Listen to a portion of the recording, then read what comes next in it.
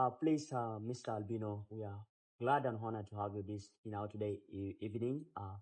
We are happy and you're mostly welcome. Please, would you mind telling us about yourself, about your childhood memory, where you were born, and up to right now as we speak, where you are? Please, you're welcome.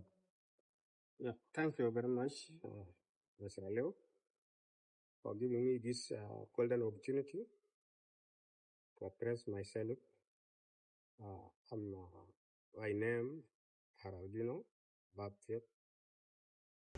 In my lifetime, uh, you know very well that in Africa, when you grown up with the very big challenges.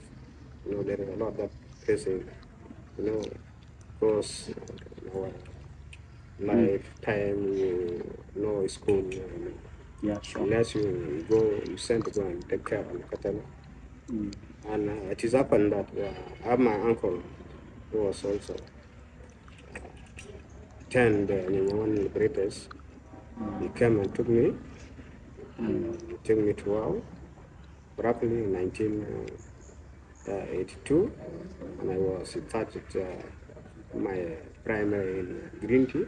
And it was happened that there has been a disappointment to South Sudanese who have been in the army, and the uncle who had been affected to be one of the rebel who was also went out in the war. And you know, from there, actually my school was cut, and I was decided to go back home with his two women. So we went back to Awil, and then from there we have we stay for quite like 3 years. From that time, by then, Anyanya too had been mongering around the towns, and then this really has start, breaking out in Bor. That was 1986. Is it, I mean, 1983 in Bor. Automatically, the SPLA has arrived in our side, Jamus actually, with the commander, late Kawany Mokwe. And then my uncle, it was taken to Bilpam, and we left with the wife. From there, also in 1986, the Maralin came and took away the livestock which we have, the cattle. So we remain redundant. And it was happened also, one of my uncle came, called William Odongake, my blood uncles, and was telling me that there is nothing that you can do here. So you go to Subia, and go and study there. So automatically, I start my journey to Subia. I spent almost 3 months on the road going to Subia. And with my going to Subia, I faced a lot of challenges because time we sleep, moving, there's no food, there's no water, and a lot of challenges actually was occur. So within that case, I went to Subia and the place called Itang. We had been there in Itang. As a childhood, by the way, we are boys. We call Red Army. And I was in battalion called Mutpa. It was Red Army battalions. We have been there. The rest of us who have been taken to Banga for training, and the rest of us who have been taken to Bilpam for trainings and Tarpam for training. And it was happening that in 1987, the most huge force came from both sides, and plus the rest were coming from Barkazal. They formed a camp called Panyudo, which is very big camp for Red Army. So from there, we are called to come and join this Red Army. So when we came, we actually started the most of us. Me, actually, I went up to P3 in Red Army camp. So there, it was selection was done. That those who are big, big, they're supposed to go and join training center in Bongo. And then I went to Bongo. I was trained in Majanga got it. I mean, he's the one who Majanga gonna attempt it. Majanga gonna attempt. Yeah. He's the one who he's the one who command that training center in Bangla. Okay. That is 1990 from 1990 to 1991. So we were trained there. And then from there now we took our way back to South Sudan. It was often that Subia got the government in Subia was overthrown. Okay. 1991. Okay. So in that time, it was a very big also trouble into the SPLA at the moment. So we are facing a lot of challenges. We came, and the rest, it is good enough. The rest of our colleagues were liberated. The Tories were liberated, and the rest of the, the town was being liberated. So we came up to Pashala with His Excellency the President. We came together with a lot of challenges. So we faced a condition which I cannot tell exactly what to say. So from there, we have really tested the moment. We went for a battlefield. We fought internally and externally. So what I'm trying to say, internally, these are internal grievances. Internal grievances, internal conflict, which is still with us today. We face it, and from there also we face Arab. External one. Yeah, the external one is Arab. So we don't mind for our internal because you are like fighting with your brother, and you are now to take two eyes with the external problem. So this is where we are, and we try actually to control until today we are. All right. Thank you so much for that brief introduction about yourself, Albino Bak, being born from a Will North. And actually, as you stated, you've been once a child soldier, and from that child soldier up to today. All right. When did you defect out from the military, or you are still a soldier as you speak? In fact, I didn't defect. What was happening? It was by then. Let me say in 1994, we are actually a military. In 1994, Shukudun agreement, the government was just went and appointed the department within the government. So therefore, we have been given, there's a finance which is introduced, financial department which is introduced, and we have interior which is introduced, and so many departments within the government are introduced. From there, actually I'm still a soldier. We went up to Barkazal in 1998 with Comrade Salpa. I was bodyguard actually, President Salpa. We went up to Barkazal and we came back. In 2001, the leader, Victor John Nagarang Mabior, was actually called President Salpa that we have a shortage of staff who support to collect the revenue or the finance so that they can come and reinforce, and people will go and buy the fuel in different go and buy the fuel for soldiers actually. So what is happening by that time actually we have a limit people who go on with their education. So they went inside and they pick us. So me actually I was one of the person who has Excellency, why you selected me to go and attend that department, and I have no connection with with the revenue, I have no connection with finance. What shall I do? Actually, the president was advising me that there's nothing back, so there is no way we can get the people. You have to go. If there is any difficulty later on, I may call you back. So this is where they selected us, and I was attached to the custom. Custom. Yes, I was given to the. We were being given to director of custom, who is by then called Michael Amule, very talented guy who was introduced the system of South Sudan, and now South Sudan become a really custom. It was the one who is introduced this one, Michael Amule. So this is where I come to become a member of the Revenue Authority. Well, Okay. Since you say stated like you did not leave the military, but you have been selected by the president, is there any way that you, during the time of your liberation struggle in the bush, is there any way that you ever come close to be associated with Mr. President, His Excellency, who is now the President Salva Kiir Mayardit? Have you ever have that movement being in the same uh, movement? Actually, but indeed, being a bodyguard guide, I was so close to him. It was the duty supposed to be done by bodyguard.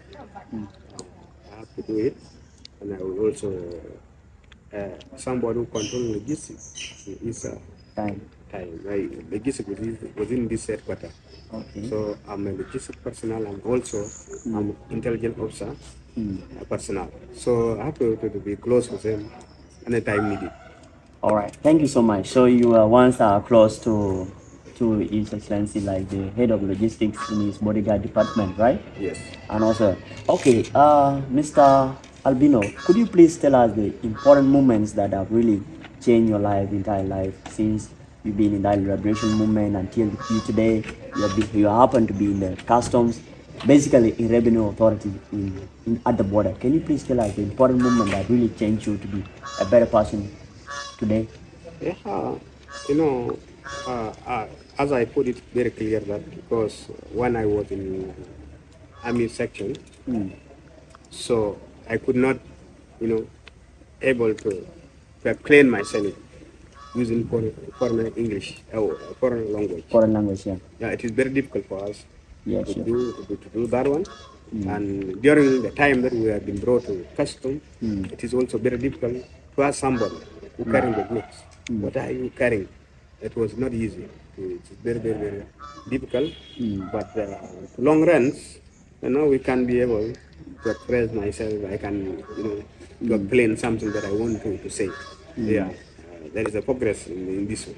And I've also moved to go like to Nairobi. I went up to China through this system, and I was been always conduct myself through foreign language, which is there is a progress there. All right. You know, as a person, at times there is always decisions that you can take, and you have some principles as you yourself, Albino. Maybe you have your own principles. What were those principles that were guiding you personally and also with your work, with your profession? So, can you tell us some Yeah. principles My principle, I'm born happy, and I like to to be happy with anyone, and my principle always I consider Sundays are my people, but I don't distinguish whether you are who and who. I have to tell you as we are a Sundays. So you are like a social person. Yeah, that is mine. So I don't distinguish whether you are from where you are from where. Make sure you are Sudanese have to take care of you. I'm to handle you. And addition to it also, I'm all based on young people mostly, because I like to to encourage young people for their future time for their community.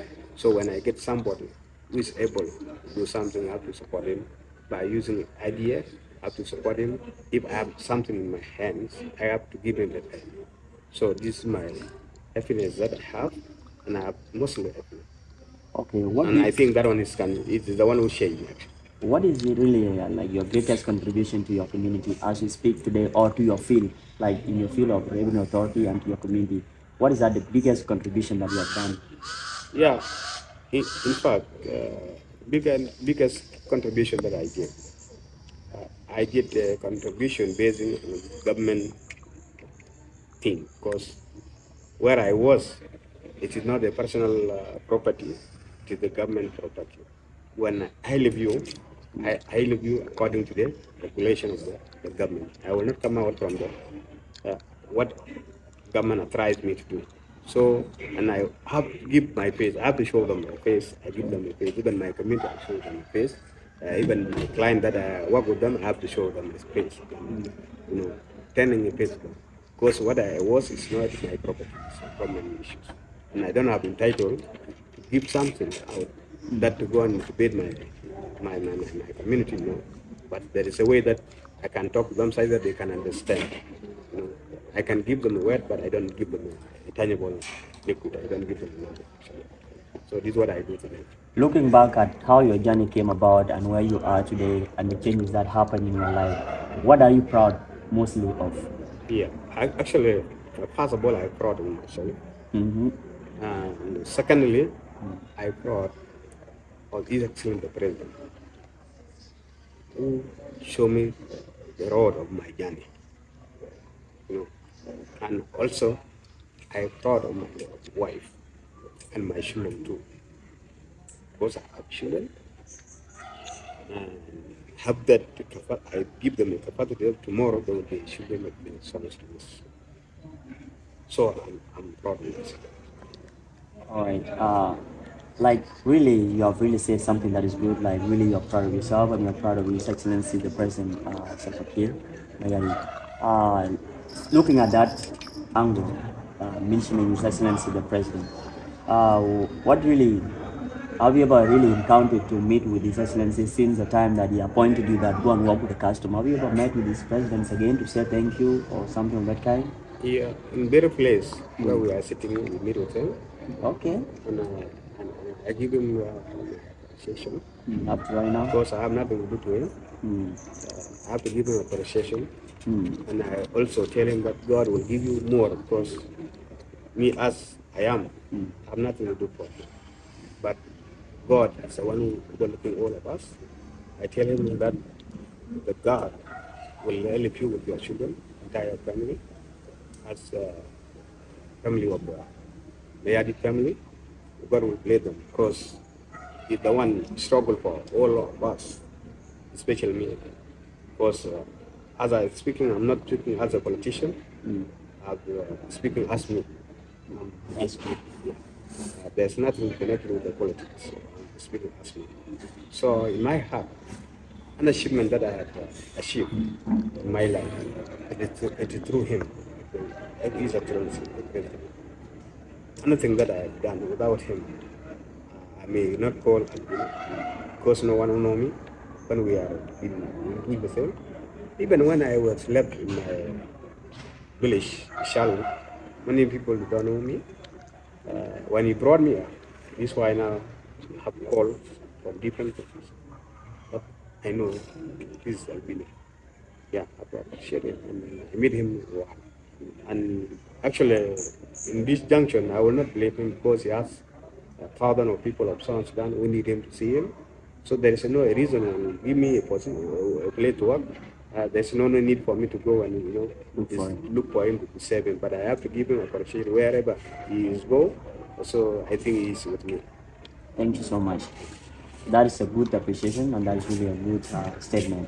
Well, thank you so much for giving us that big biography and some part of your life, how you came to your journey. Now, turning back to the side of where you are currently as you speak, the part of the revenue authority, and it is where mostly South Sudanese get most of their income through that kind of taxes, through the borders, and also the revenues that you get through the markets and other places. So, what was really the political and economic climate since the first time when you start working with the national border between South Sudan and Uganda, and also let's say South Sudan and Kenya, let's say because Kenyans they pass here, and Ugandan they also pass here, Rwandan also pass here. What was really the economic and political climate when you joined or when you start working at the national border? Yes, to cut you short, I'll not be, to go in detail because I'm not entitled to answer those questions. But what we are doing actually here in Ecuador, you have to keep relationship with. As a customer officer, we have to give what's called cross-bonding relationship. This is what we are always doing. Something to do with political, economic, or political. This is above my levels. There's people who are concerned on that. Like my line manager is the one who having that power to answer what is going on in this way. But our work here is to keep relationship. What is your role really? Can you describe for me at the border? Yeah, my role is just to to take care of the client or the property of the client who are coming from abroad inside the country. You have to make sure that these such a good are clear and correct, and we have to exit them to entering them to South Sudan. And we have a role also. We can even prevent the counterfeit. What I try to say is, the good who are not authorized to come to South Sudan, we have to give them a lavish. Not only that, also we are the height of the government. If there is something that very bad that we are not seeing, which is taking, which is going wrong with our side, so we will not leave it with our country. So this is our role. So our role, we join our hand with the secure organ who are here border. So we have to join hand together. What is like really that kind of challenges that you encounter at the border? Like you have said, like there are a lot. Maybe sometimes there can be crises or cases that really involve like really that need to beat people. So in your office, what are those challenges really that you people face at time at the border? Yeah, you know, like I don't want to enter, but that's interference. A lot of issues that I cannot entitled to tell them because I was not authorized. I was not authorized to attach those areas due to my. Okay, now, all right, it's okay. What I know you have been working for almost 2 decades, 2 decades in this job, and you know there are some people when they work for like that, or let's say 1 decade, a person will feel big. You know what? This work is becoming too small for me. I want to leave. I want to go and work other place. So, what really motivated you to work since this president selected you among thousands of South Sudanese to come and work at the custom for the 2 decades? What really motivates you and keep you going, Mr. Albino? Thank you very much. Is a good question, by the way. You know, I'm not a human being who was greedy for leaving this one and you go to jump to the other one.